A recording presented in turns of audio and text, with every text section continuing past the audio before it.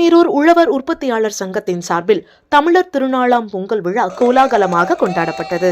தமிழர்களின் பண்டிகையான பொங்கல் திருநாளில் விவசாயிகளின் உழைப்பை போற்றும் விதமாக தைப்பொங்கல் திருநாளில் சூரியனை வணங்கி இயற்கைக்கும் கால்நடைகளுக்கும் நன்றி தெரிவித்து ஆண்டுதோறும் கொண்டாடுகின்றனர்.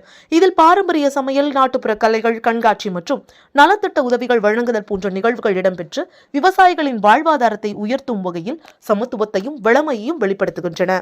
உத்தரமேரூரில் இயங்கி வரும் உழவர் உற்பத்தியாளர் சங்கத்தின் சார்பில் பல்வேறு விளையாட்டுப் போட்டிகளுடன் தைத்திருநாளினை வணங்கி வரவேற்றிடும் வகையில் பொங்கல் விழாவானது கோலாகலமாக கொண்டாடப்பட்டது.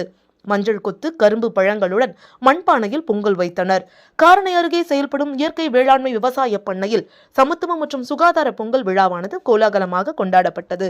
உழவர் உற்பத்தியாளர் சங்க தலைவர் சோழனூர் ஏழுமலை தலைமை தாங்கி விழாவினை தொடங்கி வைத்து மஞ்சள் கொத்து, கரும்பு பழங்களுடன் மண்பானையில் பொங்கல் வைத்தார்.